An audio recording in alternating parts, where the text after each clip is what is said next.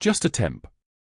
That's what they said about Rachel Torres during morning rounds at Sacred Heart ICU in Houston. Dr. Marcus Ashford didn't even glance up from his tablet as he breezed past room 408, his Italian loafers clicking against the linoleum like a metronome counting down to something. He didn't see her. Not really. He saw a contract nurse with a slight limp, shoulders rounded inward, eyes down.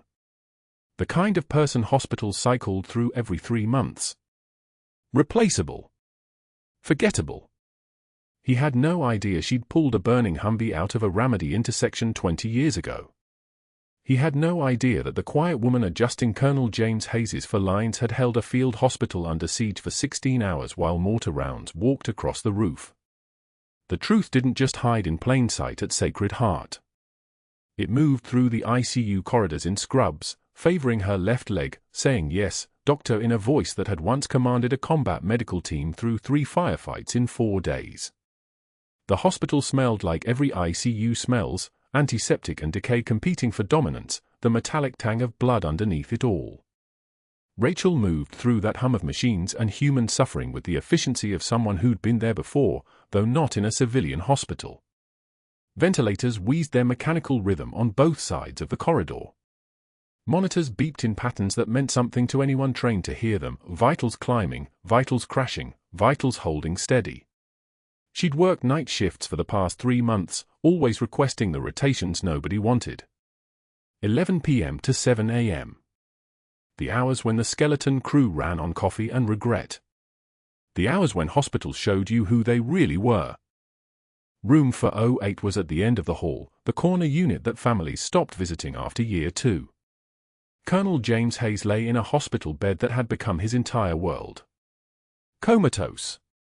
5 years without waking.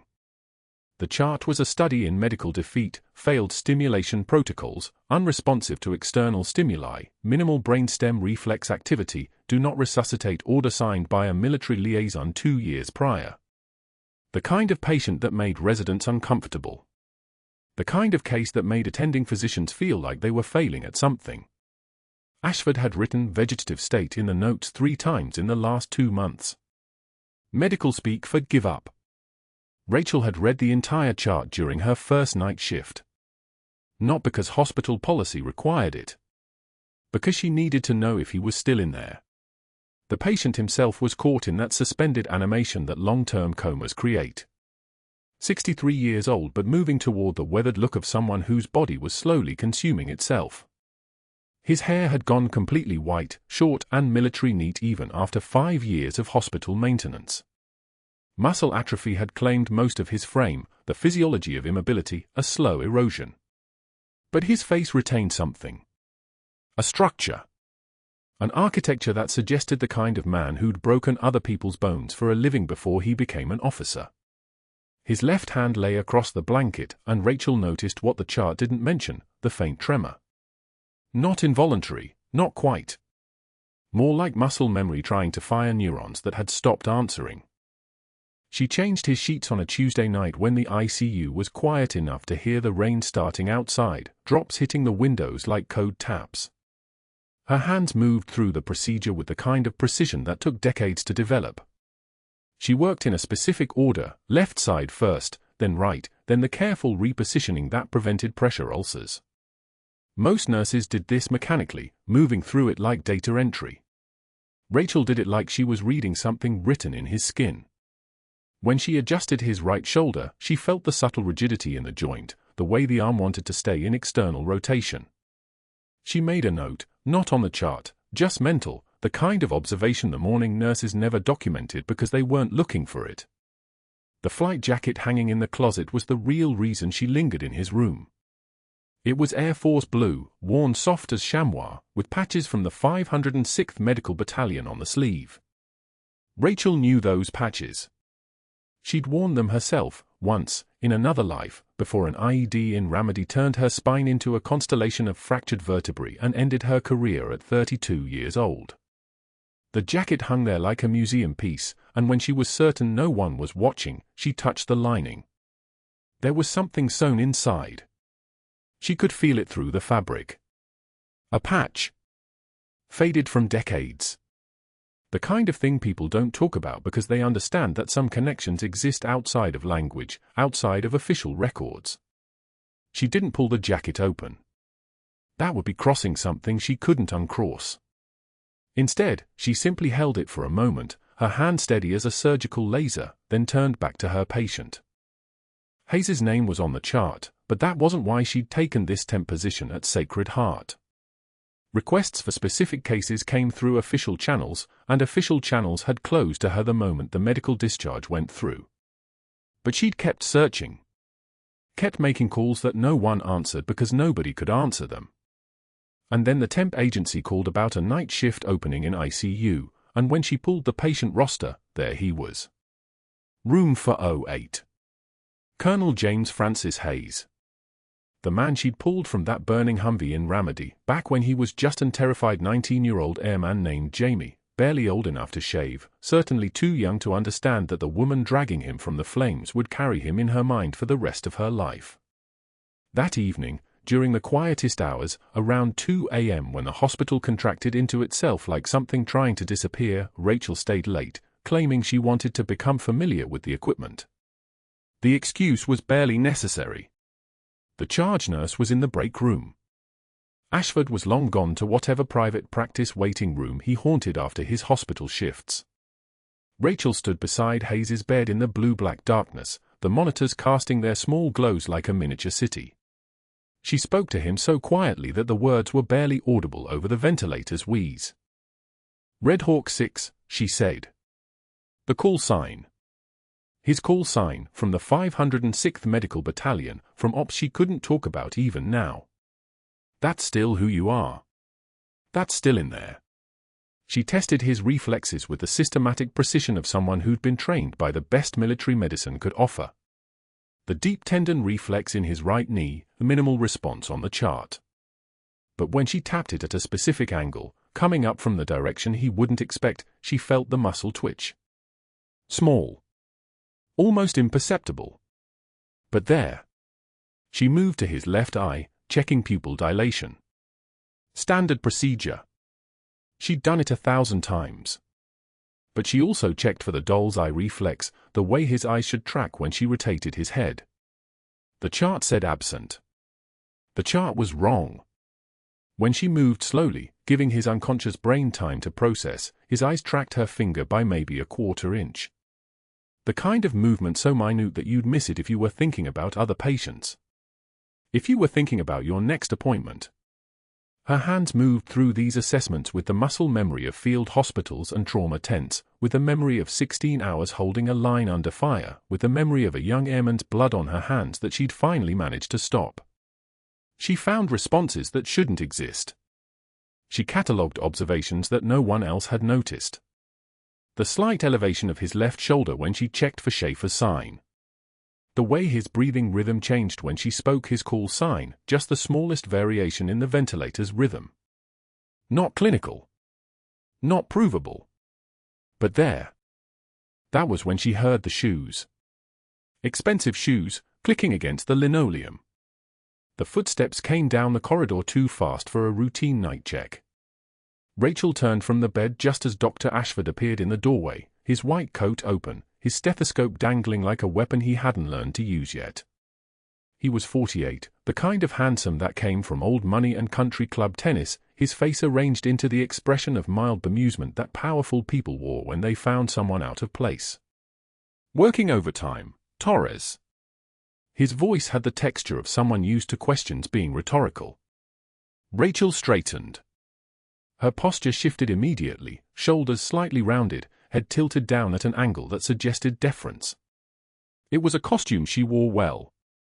"Wanted to familiarize myself with the equipment, Dr. Ashford." "Hayes is," she paused, choosing words carefully. "He's an interesting case." Ashford moved into the room with the territorial precision of a man who owned every space he entered. He glanced at the monitors, then at Hayes's unconscious form, then at Rachel. His expression didn't change, but something shifted behind his eyes. A predator recognizing a different predator in his hunting ground. "The vegetable in 408 isn't a case," he said, his voice carrying the kind of dismissal that had ended 1,000 conversations. Here's a storage problem. Military sends VA money. We provide a bed. That's the transaction. Don't waste energy on hope, Torres. Hope is how nurses burn out. Rachel nodded once. Just once. Her jaw tightened in a way she couldn't control, a micro-expression that lasted maybe half a second. Understood, Doctor. But Ashford was still watching. His eyes had locked onto something in Hayes's chart, or more specifically, on Rachel's notations in the margin. Small observations. Pupil reactivity notes that shouldn't exist. The documentation of responses that the official chart listed as absent. Why are you writing in the chart? His tone hadn't changed. Still mild. Still conversational.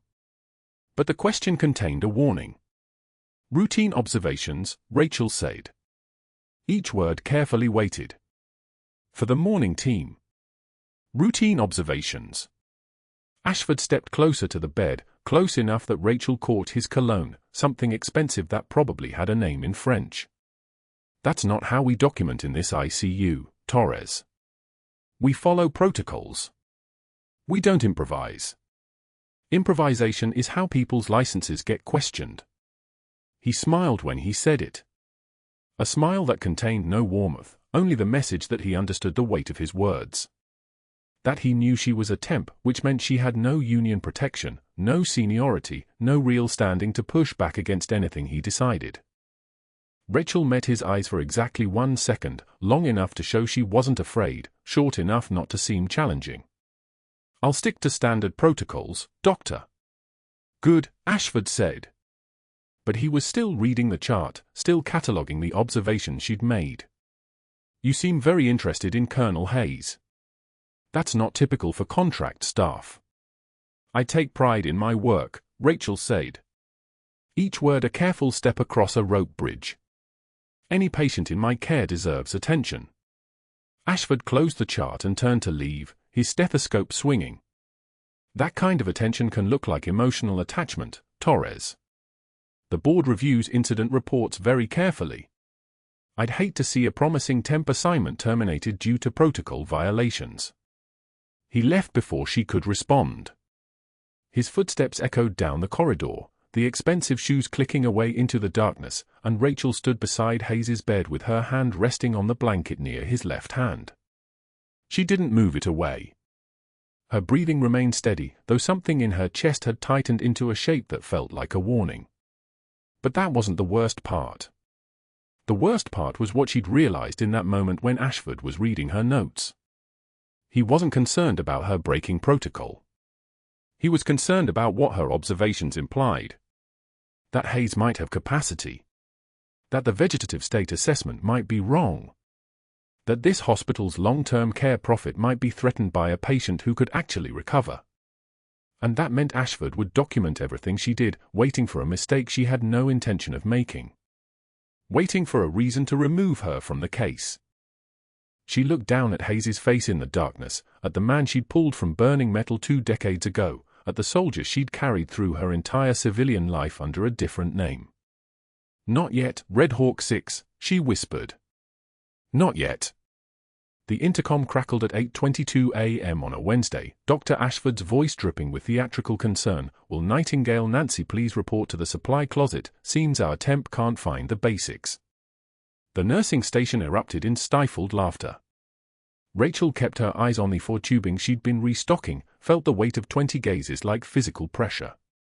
She took one measured breath, shoulders settling into alignment like a rifle stock snapping into place, and walked past the smirking faces without acknowledgement. Her combat boots, regulation footwear she'd never quite given up, tucked under civilian scrubs, made no sound on the linoleum. The supply closet smelled of cardboard and antiseptic, a chemical fog that caught in her throat. Dr. Ashford stood too close when she entered, his cologne suffocating, something expensive and sharp that made her think of men who'd never held a bleeding patient. He was 38, 6'2", the kind of beautiful that came from Yale and a trust fund, from knowing every door would open before he reached it. His eyes had the glassy certainty of someone who'd never seen consequences materialize. Your unorthodox methods with the vegetable in 408 are generating incident reports, Torres, he said, voice low enough that only she could hear. The board takes my recommendations very seriously. Temps are replaceable. He stepped closer. Do you understand what I'm telling you? Rachel met his eyes without flinching. She did not look away. She did not retreat. She did not tremble. One tear escaped, not from fear or sadness, but from the physical pressure of restraint, of holding 30 years of command inside a temp nurse's body, and she wiped it away with the back of her hand in one economical motion. When she spoke, her voice was steady as stone, the kind of steady that comes from having given orders under artillery fire. Colonel Hayes survived worse than you in Ramadi, she said quietly. Ashford's face flushed crimson, a color that started at his jawline and spread upward like a stain. His hand twitched toward the door. It's Dr. Ashford. And he's not a colonel anymore, he's a billing code. A long-term resource drain that this hospital subsidies while you're fantasizing about some vegetable you probably knew in high school. He turned away, then back again, sensing he'd missed something but unable to identify what. Stop. Visiting. That. Room. Rachel left the closet without responding. This was the strategy that infuriated him most, the absence of defense, the refusal to give him the satisfaction of an argument. Silence was her armor. Ashford needed resistance to justify escalation. Without it, his power felt theoretical. 3 days later, during shift change in the crowded break room, Ashford stood near the refrigerator with an audience of incoming nurses. Rachel was pouring lukewarm coffee from a pot that had been sitting since 6 a.m. Torres, he called out, his voice carrying the precise volume of someone used to being heard. I need you to demonstrate proper bedpan technique for the new hires. You temps sometimes skip the fundamentals at whatever diploma mill you attended. 20 nurses watched as Rachel's neck flushed, not her face, not her shoulders, just that narrow stripe of skin where her pulse lived. But she simply nodded once, set down her coffee mug with deliberate care, and complied without a word. She moved through the demonstration with the efficiency of someone who'd done this correctly 1,000 times, each gesture precise and unrushed. Ashford waited for her to crack, to offer some defensive explanation. She offered nothing. The silence in that break room became a physical thing, dense as sandbags, and he left before she finished. The breaking point arrived Friday evening as the sun hemorrhaged orange across Houston's sprawl.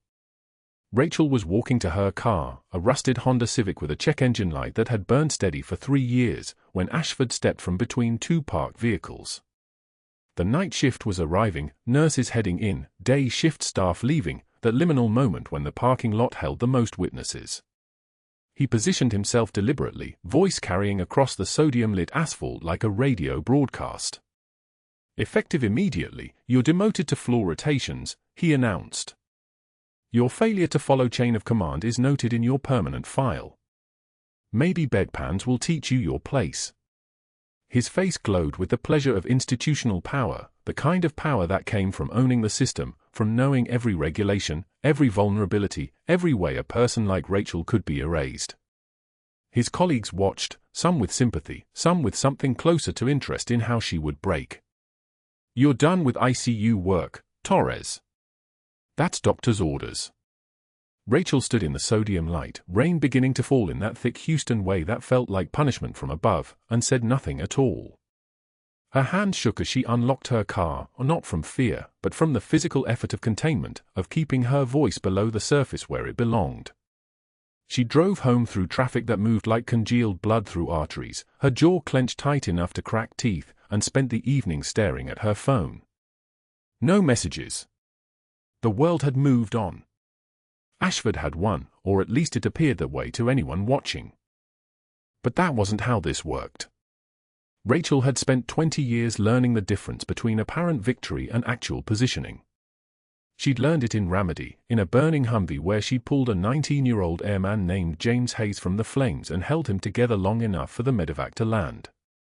She'd learned it in field hospitals where pain was information, where you worked with the resources available, where quitting simply meant more people died. Ashford had made a tactical error. He'd removed her from the system without removing her from the hospital. By Monday, Rachel had already begun trading shifts with the evening charge nurse, a woman named Chen who owed her a favor from 3 years prior. By Tuesday, she'd bribing orderlies in the ICU, $20 here, $50 there, asking them to check on Hayes, to note any changes, to photograph his pupils at specific times. She wasn't supposed to be there. Her access badge no longer worked the ICU elevators.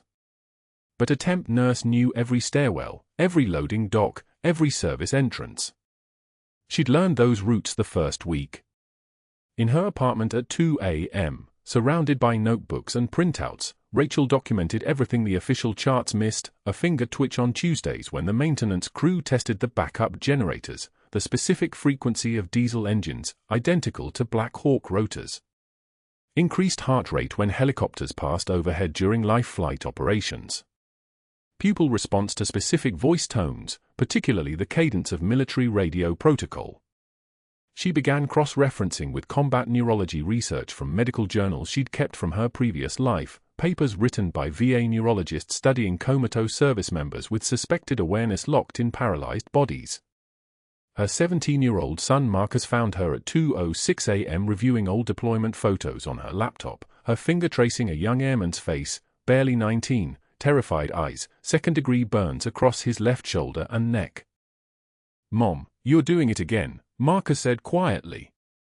He was tall like his father, had his father's steady voice. "Getting attached," the VA therapist said. "I remember what he said." Rachel closed the album. Boundaries. Professional distance. This is different. Marcus sat on the edge of the kitchen table, his weight making it creak. This is obsession. Who is he? Really? Rachel didn't answer.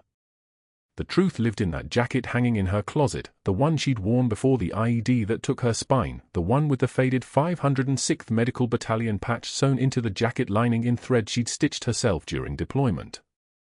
The patch with its symbol of combat medicine, a caduceus crossed with a rifle. That patch was all the connection she could afford to acknowledge. That patch was already too much. At the hospital, Dr. Ashford had been making strategic moves, the kind of moves that revealed he understood she was more than a temp. He reassigned Nurse Chen, the only witness besides himself to Hayes's finger movements. He altered Rachel's schedule to minimize her ICU access even through side channels, cross-training her exclusively on orthopedic and cardiac floors. Most critically, he scheduled a board review of resource allocation for non-responsive long-term patients, hospital language that translated to decision time on life support discontinuation. The meeting agenda appeared in the break room on Thursday, professional and bloodless, subject for 08, James Hayes, 5-year comatose status, 0 documented improvement, projected monthly cost $47,000. Recommendation pending. Rachel intercepted the meeting agenda and saw the timeline clearly: 2 weeks. 14 days before a committee would vote to pull the plug on a man whose brain was already waking up, whose fingers were already remembering command, whose pupils dilated at the sound of helicopter rotors. 2 weeks before institutional efficiency erased 5 years of invisible recovery.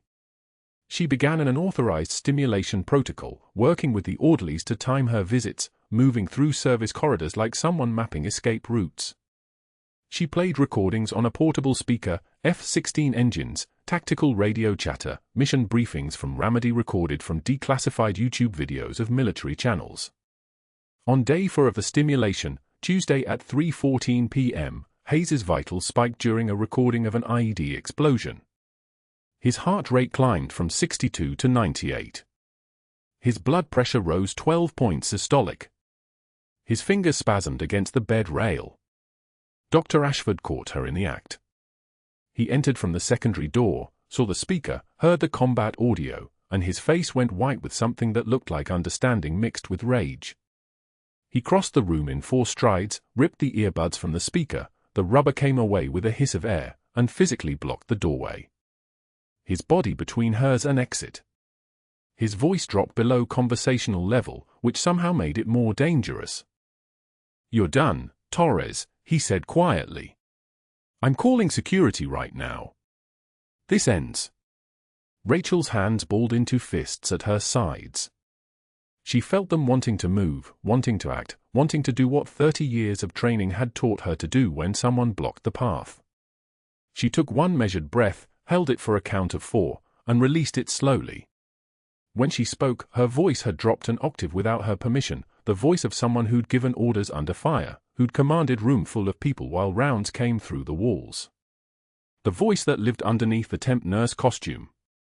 His responding to auditory combat stimuli, she said, her tone level as a surgical blade. That's documented medical progress. That's neural pathway recovery. That's a man waking up inside a body that won't move. Ashford leaned in close, his expensive cologne suffocating the small space. That's documented insubordination. And I own this hospital, Torres. I own the board, I own your file, and I own the decision about whether that vegetable gets to keep breathing. His teeth showed when he smiled. What happened next didn't just silence the room. It changed the equation entirely. The pediatric floor hummed with the monotonous beeping of pulse oximeters and the soft padding of rubber-soled shoes on linoleum. Rachel had been reassigned to the 3rd floor after Ashford's public dismantling in the parking lot, a deliberate demotion, transparent as glass. Room 312, a 4-year-old with pneumonia, needed her vitals checked. She was adjusting the 4-flow rate when her phone buzzed against her thigh, vibrating once, sharp and deliberate. Not a call. A text. From an unknown number. Hayes seizing. Ashford at admin meeting. Window closing. Rachel's hand froze mid-motion. The foot tubing dangled from her fingers like a lifeline. 3 years working Sacred Heart, and the unwritten rules were simple. Nurses didn't cross departments without authorization, didn't abandon assignments for rumors, didn't jeopardize their position for a patient they had no official claim to. She set the tubing down with mechanical precision. The child's mother sat in the corner chair, scrolling through her phone, oblivious. Rachel moved toward the door, each step measured and deliberate, then she rounded the corner and the measured pace evaporated. The stairwell door slammed open. Her left leg, the bad one, the one that had ended her military career 16 years ago after the IED fragmented her L4 and L5 vertebrae, screamed as she took the stairs 3 at a time, her hand white-knuckled on the railing. Pain was information. Pain was data telling her that adrenaline was overriding the surgical fusion in her spine, that her body was reverting to combat physiology, that somewhere 6 floors below, a man who'd been asleep for 5 years was seizing. She couldn't let herself think about what that meant. She could only move. The ICU doors burst open and the alarm wall hit her like a physical thing. Ventilator shrieking its mechanical death song. Monitors cascading red. In room 408, Colonel James Hayes convulsed against the hospital bed, his body rigid and violent, every muscle locked in an electrical storm. His oxygen saturation number plummeted on the monitor above him, E94. 87, 79. The ventilator couldn't keep pace with the seizure's vicious arrhythmia. His jaw clenched so hard she heard his teeth grinding from the doorway, a sound like concrete scraping concrete. Dr. Ashford stood at the foot of the bed, his face flushed, barking orders that had no teeth, 10 milligrams of lorazepam for push.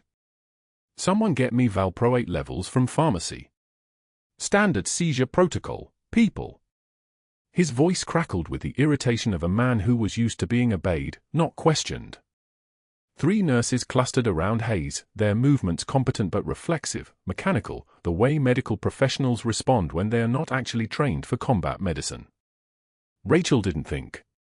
Her hands moved on their own, muscle memory carved into nerve tissue from a dozen combat medic tents in Ramadi, from field hospitals where they ran 4s while mortars whistled overhead, where you learn to stabilize a human body under conditions that would liquefy a civilian surgeon's composure.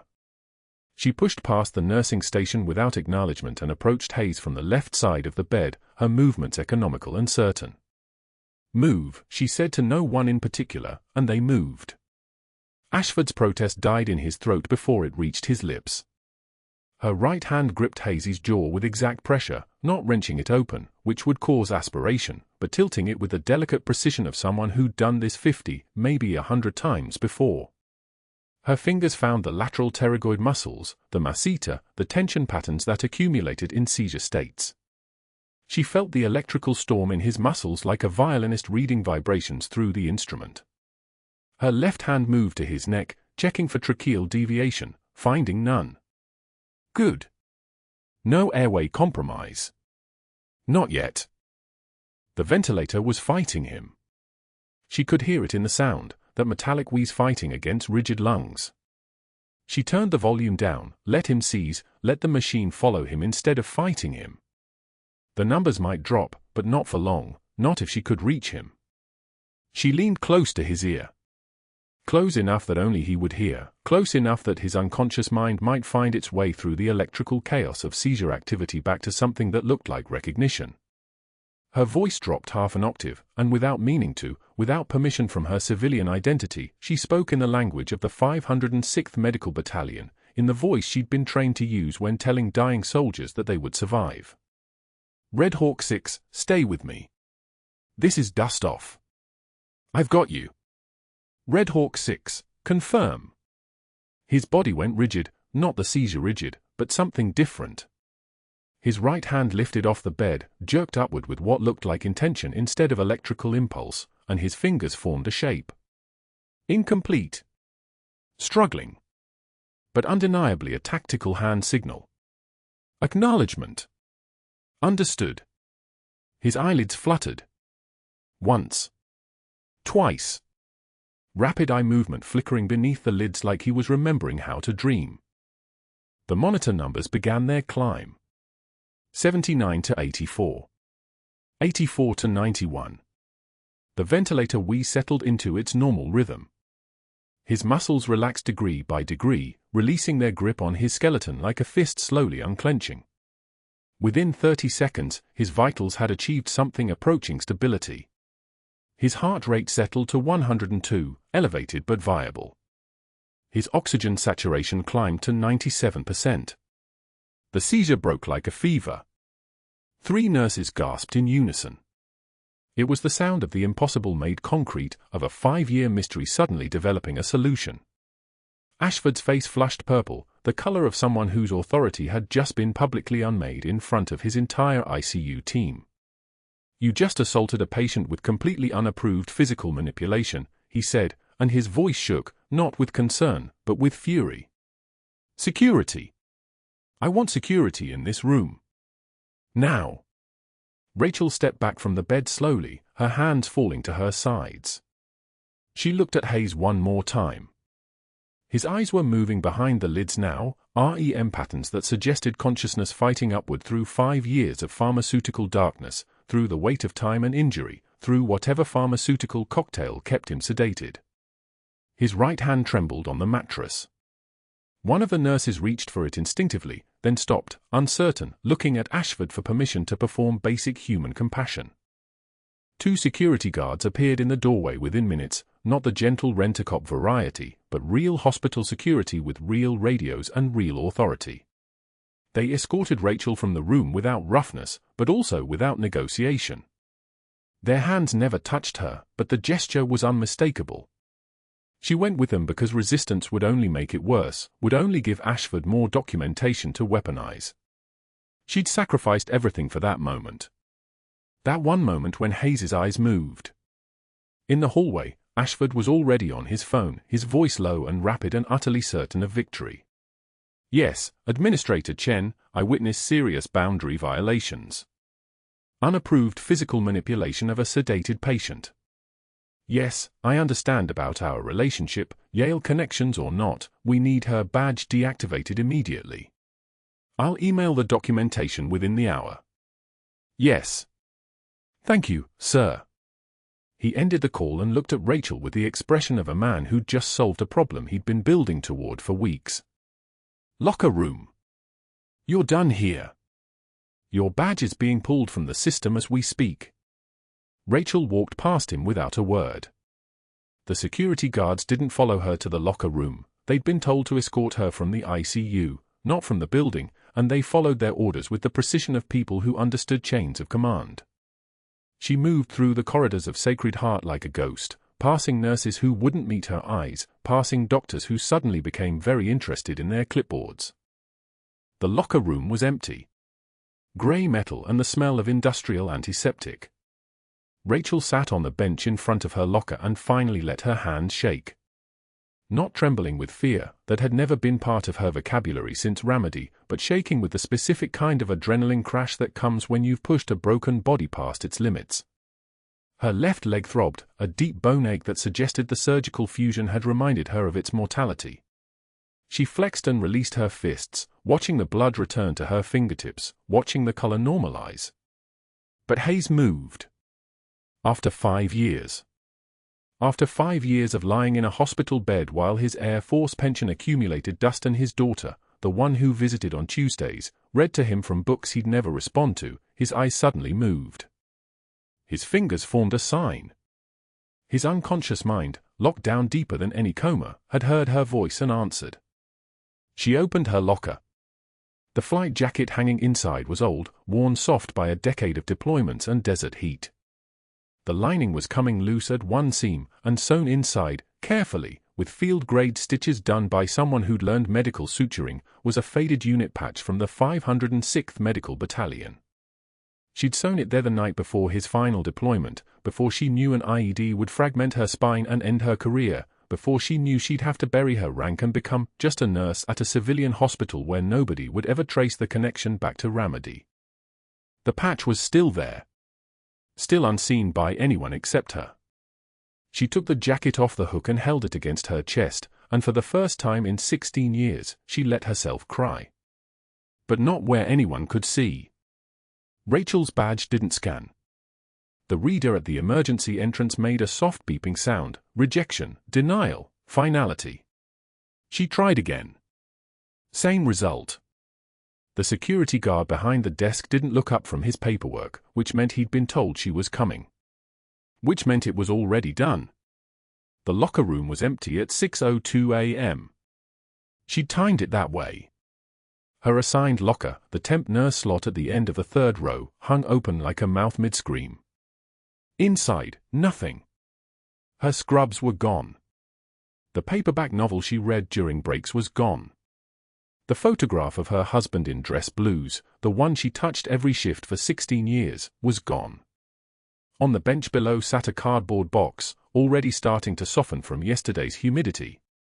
Inside, stacked like evidence at a crime scene, a cracked mug that read "World's Best Mom" in fading letters, a dying succulent with brown-edged leaves, and the photograph, slightly warped, the edges beginning to curl. The image showed a young man with her eyes, his uniform crisp, his smile the kind that came before Ramadi, before the IED that had shattered more than just her spine, before everything became measured in increments of pain and loss. She picked up the box. The bottom sagged immediately, cardboard softening against the moisture in the air like flesh losing its integrity. She steadied it with both hands. Chen wants to see you before you leave. The charge nurse, Patricia, 8 years at Sacred Heart, 2 kids in college, stood in the doorway without meeting Rachel's eyes. That was how you knew it was final. When people stopped being able to look at you. What happened? Rachel's voice was steady. Stone. The voice of someone who'd held it together while blood ran down her hands and mortars shook the walls of a forward surgical hospital. Patricia's jaw tightened. Dr. Ashford pulled strings with Administrator Chen. Yale roommates, apparently. He presented her with incident reports, 7 of them, all documented in the last week. And there's a formal restraining order. Patricia finally looked up, and Rachel saw the apology there, the helplessness. It cites inappropriate emotional attachment to patients. You're banned from the building. All access revoked. They've already notified security. Rachel nodded once. The reports are false. I know. Patricia said it quietly, fiercely. But he was strategic about it. Legal reviewed them. They said the hospital's liability is, she stopped. Restarted. I'm sorry. I'm so sorry. Rachel picked up the box and walked out of the locker room. The corridors of Sacred Heart were beginning to fill with the day shift, nurses arriving for 7 a.m. briefings, orderlies pushing empty stretchers, the soft chaos of a hospital waking up. Faces turned as she passed. I slid away. One nurse, a newer one named Davis, started to say something, then thought better of it and busied herself with a medication cart. The elevator doors opened. Rachel stepped inside and watched the floors descend, 4th, 3rd, 2nd, lobby. The doors opened onto the main atrium where morning light slanted through the glass entrance and caught the edge of the cardboard box. The mug inside caught the light too, the cheap ceramic throwing back a reflection like a last goodbye. Outside, Houston's humidity hit her like a wall. The kind of heat that made the asphalt shimmer and convinced you that time was moving differently, that minutes lasted longer here, that pain had its own gravitational pull. She walked to the bus stop a block away and sat on the metal bench. The box sagged further in her lap, the bottom giving way in slow motion. Water from yesterday's rain had soaked through more than she'd realized. She felt the cardboard beginning to separate, the adhesive losing its grip, the structure failing. She didn't move. She just sat there and watched the box come apart in her hands like a metaphor she didn't have the energy to resist. The photograph of her husband slipped sideways. She caught it with her thumb before it fell to the concrete, the image of his young face now pressed against her leg. 20 years ago he'd stood in front of that camera in his best uniform, grinning like he didn't know what was waiting for him in Fallujah. Like the mortar round that would end him was still just a hypothetical thing, something that happened to other people. 5 years ago, Colonel James Hayes had been unconscious in a hospital bed. He'd stayed unconscious because nobody was listening to his body's small electrical languages, nobody was reading the tiny conversations his nervous system was still trying to have. Nobody was fluent in the way a comatose person could still speak if you knew how to listen. She'd known how to listen. And now the cardboard box was falling apart in the rain, and Colonel Hayes was alone in room 408 with no one who would understand the things his sleeping brain was trying to say. Rachel's hands didn't shake. They were too trained for that, too scarred from holding things together when everything else was coming undone. But inside the cage of her ribs, something had broken open, not visibly, not in any way that Dr. Ashford or Administrator Chen could document in an incident report. Just the quiet fracture of a woman watching the last thing she could do for someone she'd already failed once. She picked up the cracked mug. The handle was still intact. She turned it slowly, reading the letters, then set it back in the box with the precision of someone performing a ritual. The succulent came next, its soil still barely damp. Then the photograph of her husband. She arranged them the way someone might arrange flowers at a grave. Inside Sacred Heart, in a room on the 4th floor, in a hospital bed that had become a kind of tomb, Colonel Hayes lay exactly where he'd been for 5 years. But this morning, something had shifted. The IED in Ramadi that had killed her husband had come 3 seconds after the Humvee was pulled away from the flames. The Humvee that Rachel had dragged Hayes from when he was just 19 years old, barely old enough to shave, impossibly young. She'd been Major Rachel Torres then, with a unit and a rank and a future that didn't include pushing a cardboard box to a bus stop in Houston while rain fell like an apology for everything the world had taken. Before Hayes's last deployment, she'd sewn her unit patch into the lining of his flight jacket. The 506th Medical Battalion insignia, faded from washing and wear. It was the only physical proof that their connection existed, that she'd known him before the coma, before she'd become just another temp nurse trying to help a vegetative patient no one expected to wake. The patch was still there, hidden in that jacket. She'd checked, 2 days ago, when she was still allowed to enter his room. The stitching was exactly as she'd left it, careful, military precise, invisible unless you knew to look for it. Now no one could look. Now the restraining order made it illegal for her to be on the same floor as Colonel Hayes, let alone in his room. The bus arrived 17 minutes later, its hydraulic doors hissing open like a sigh. The driver glanced at the cardboard box, at the woman holding it, and made a decision not to ask questions. Rachel climbed aboard and took a seat by the window. She watched Sacred Heart recede behind her, the brick facade becoming smaller, the windows reducing to points of reflected light, the place where Colonel Hayes was probably still trying to speak with the only voice he had left, the quiet electrical language of a brain that wouldn't surrender. Somewhere in Dr. Ashford's office, his computer screen glowed in the pale morning light. His fingers moved across the keyboard with the confidence of someone who'd successfully navigated institutional power structures his entire life. Yale Law School. Hospital board connections. The administrator's personal number on his phone, a conversation that had gone something like, "Remember when I covered for you after that incident in New Haven? I need you to do something for me. The woman in the ICU, she's become a liability. Too invested. I have documentation." And Administrator Chen, who understood loyalty and who understood that Yale men took care of Yale men, had made the calls. The restraining order had been drafted by legal in 4 hours. The incident reports had been filed with state nursing boards. The badge deactivation had taken less than 5 minutes once the order came down. By noon, Ashford would begin the next phase. He'd access the VA database using credentials he'd obtained during a consulting arrangement with the hospital 3 years prior. Credentials he'd never returned. He'd alter Rachel's military service records, inserting notes about PTSD evaluation requests that didn't exist, medical discharge reviews that mentioned psychological instability, evaluations that painted her as a woman who couldn't distinguish between a patient and a person from her past. By evening, he'd forward copies to the state nursing board with a personal note expressing his concern about her fitness to practice, his worry about her mental health, his recommendation that she undergo psychiatric evaluation before being allowed to work in any hospital setting. It was brilliant, in a way. It was strategic. It was the kind of thing a competent villain did when he realized he was losing control, not through rage or desperation, but through the careful weaponization of systems designed to protect people. He was using the very infrastructure meant to safeguard patients as a weapon against the one person who could actually hear them. Rachel watched the city past the bus window. Houston in early morning, the world still finding its shape, the lights still soft and negotiable. Her son Marcus was probably awake now, probably checking his phone for messages from her, probably wondering why she wasn't responding to his texts from last night. She hadn't told him yet. She'd figure out what to say when the words came, when she could arrange them into something that didn't sound like surrender.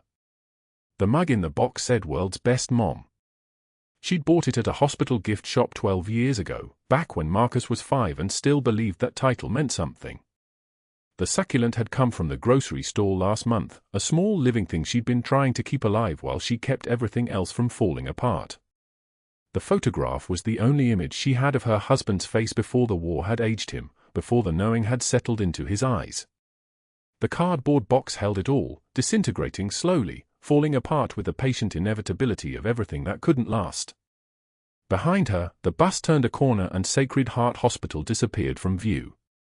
The administrator's office hummed with the fluorescent indifference of institutional power when Rachel signed her name on the termination papers, Rachel Martinez Torres, spelled out in blue ink on a form that reduced 5 years of unrecorded patient responsiveness to a box marked incompatibility with protocol.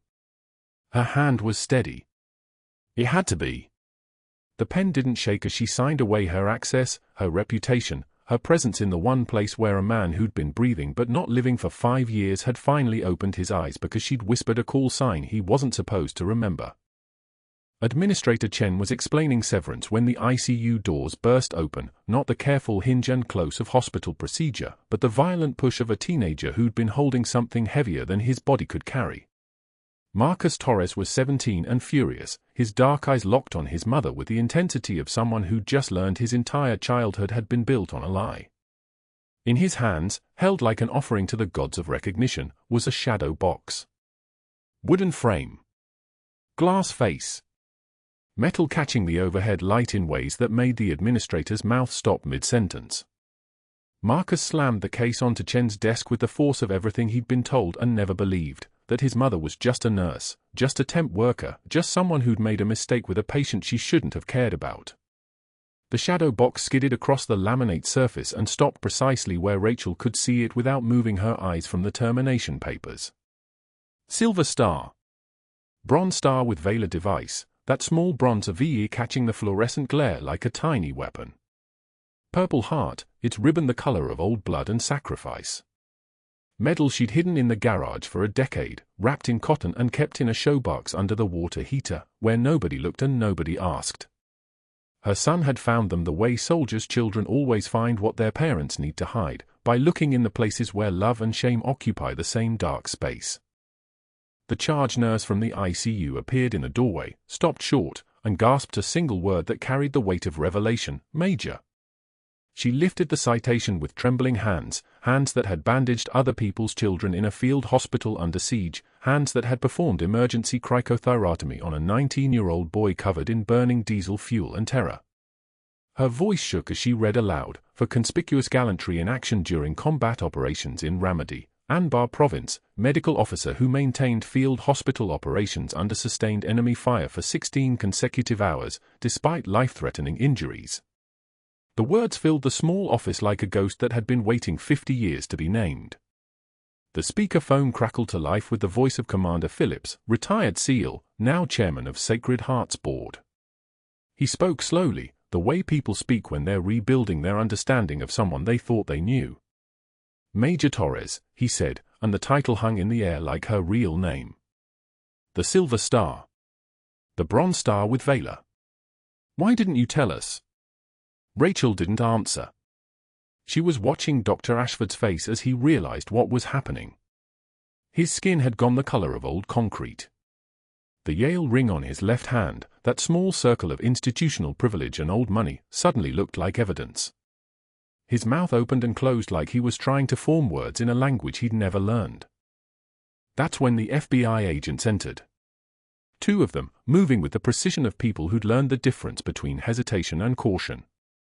The older agent spoke to Chen first. We've traced the incident reports filed against Rachel Torres. They originated from Dr. Ashford's office computer. Our IT team found evidence of systematic document falsification, backdated entries, and, more significantly, alterations to Federal Veterans Administration medical records. The agent's voice was quiet, but it shattered everything. That's a felony. Multiple counts. Ashford's mouth worked soundlessly. This is ridiculous. I'm a respected. You're under arrest for federal medical record fraud, wire fraud, and conspiracy to file false federal documents, the second agent said, producing handcuffs that clicked like closing doors. You have the right to remain silent. The escort from the ICU to the main lobby became Sacred Heart legend. Security moved Ashford through corridors where nurses he'd intimidated pressed against windows, recording video on their phones. His protests echoed off the atrium ceiling, I'm a respected physician. This is a mistake. My lawyer will, but the words dissolved into the ambient noise of a hospital that had suddenly remembered how to see. His Yale ring glinted under smartphone cameras as photographers, because of course photographers came, captured every angle of his descent through the main lobby doors. The man who'd weaponized institutional power against a woman he'd underestimated looked smaller with each step, diminished by the simple fact of accountability. Upstairs, in room 408, Rachel sat beside Colonel Hayes with her hands folded in her lap. The machines around him hummed their steady chorus, the ventilator breathing for him in the measured rhythm of someone who'd learned to live in the spaces between heartbeats. His eyes were open. Not just open, but tracking.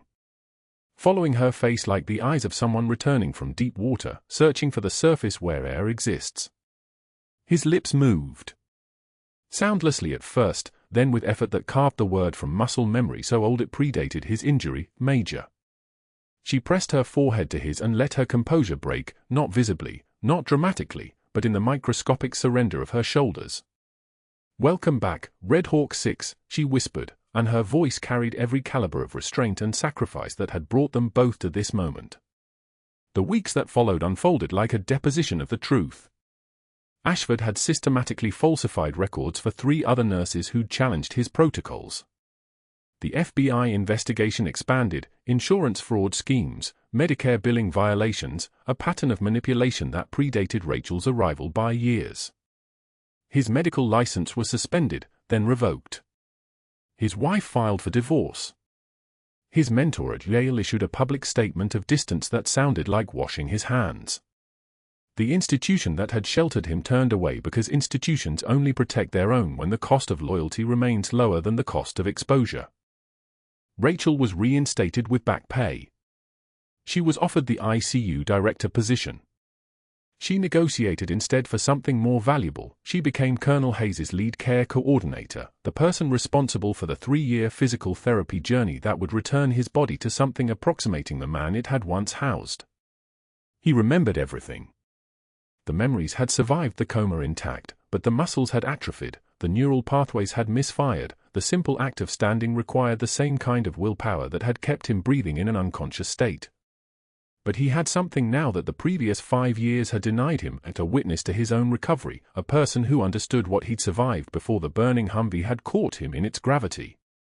During one of the investigative interviews, he described the day in Ramadi in 2004, the IED detonation, the Humvee engulfed in flame, a female officer pulling him clear, nothing but silhouette and strength, while taking shrapnel to her spine that would end her career.